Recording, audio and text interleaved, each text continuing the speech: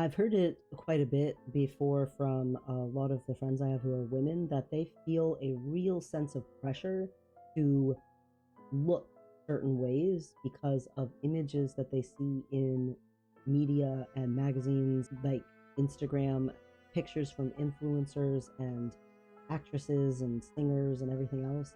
They get this sense of the need to reach a certain standard of attractiveness. I've heard it a lot from men that they feel like women won't even look at them unless they're a certain height or that they're a certain, attractiveness. They earn a certain amount of income. It's kind of pointless to even attempt to date if you're not Mr. Perfect.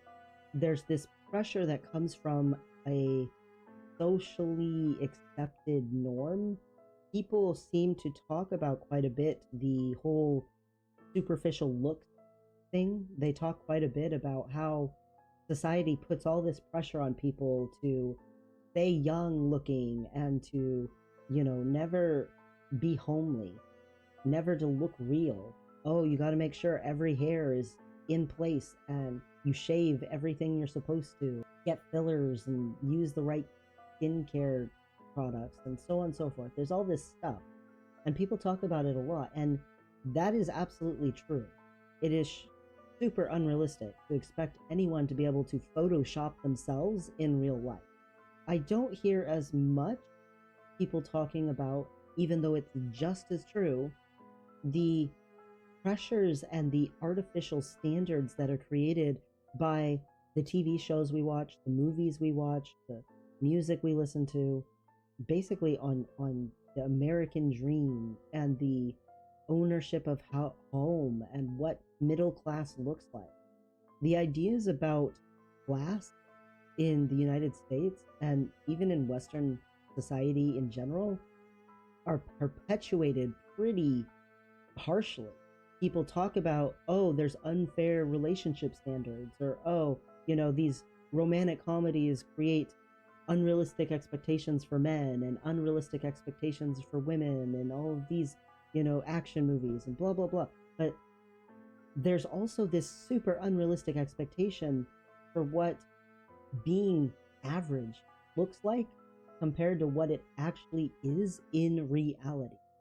People think that someone who's average can afford to have a family and a home and often only one parent work.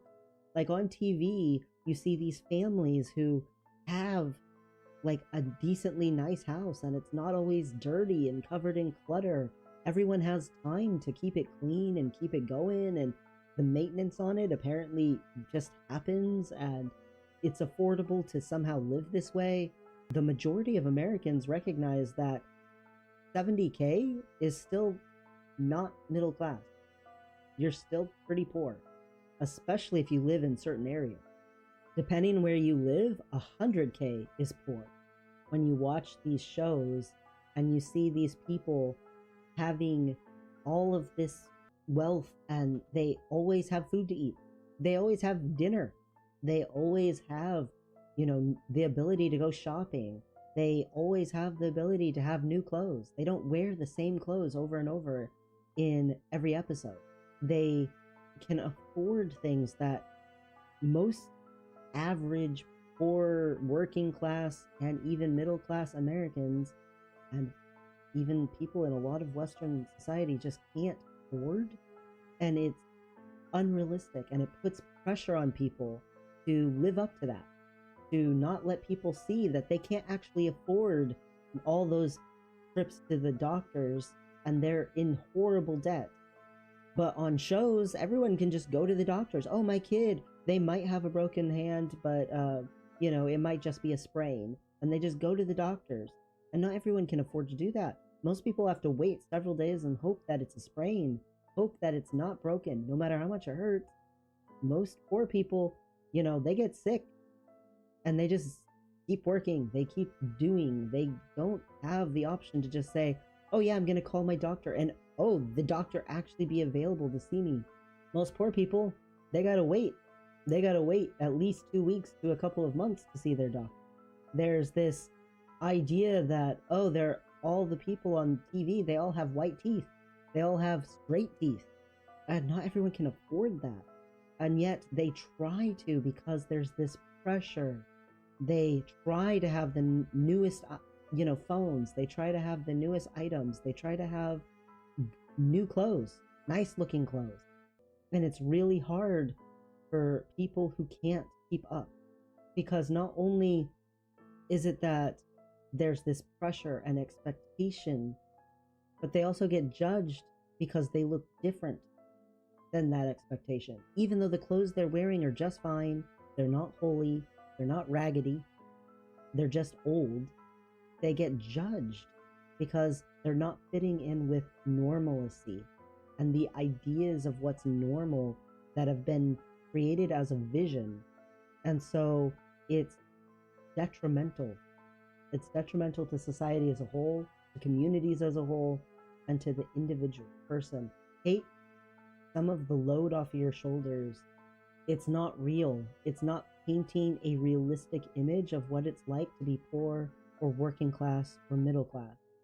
The TV shows, the movies, the images that are on like commercials, it's not realistic to the actual lived experience that people are going through.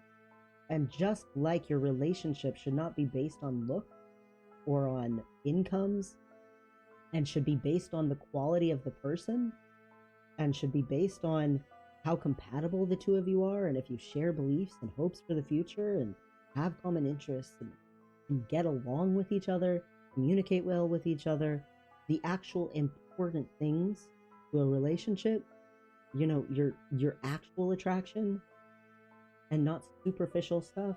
The same thing should be true of your financial journey, of your hopes and dreams for your life and your goals for yourself, your family, even your career. Stop basing it on a bunch of hypotheticals from a show that you watch that's just not actual reality. You're trying to obtain something that's unattainable because it's not real. It's something superficial. And the more you pursue it, the more you're just destroying yourself. You're sabotaging your ability to have a real sense of having a home, having a family, because it doesn't look quite the same. It doesn't look quite so idealistic. It's not the wonderful version that you've seen. It's like reading a book about a fantasy world and thinking that somehow you can make that fantasy world happen if you just try hard enough. There are some people who do actually get to live that way, but it is not the majority.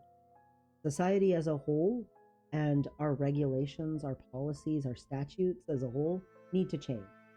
They need to make it easier for people to be able to maybe pursue those kinds of wonderful dreams and wholesome images that you see. That's not on you, the individual. It's not your fault you don't have those things. There's not something deficient with you. And just like a guy who can't help how tall he is shouldn't take a girl's rejection as he's flawed, and should accept that she's flawed for even thinking that way. Just like a girl who sees a guy and he's like, yeah, your boobs aren't big enough, or your boobs are too, huge and I wish they were smaller. There's not something wrong with her. There's something wrong with the way he's thinking. If someone around you is saying, oh yeah, why aren't you starting a family yet? And you say, I am not financially secure for that. I'm not ready for that. I'm not prepared for that. And they're putting pressure on you. It's not you that has something wrong with you. If you can't afford to get a house and your parents are like, oh, stop being a loser, don't be a bum, go get it. Be a go-getter. It's not that there's something wrong with you.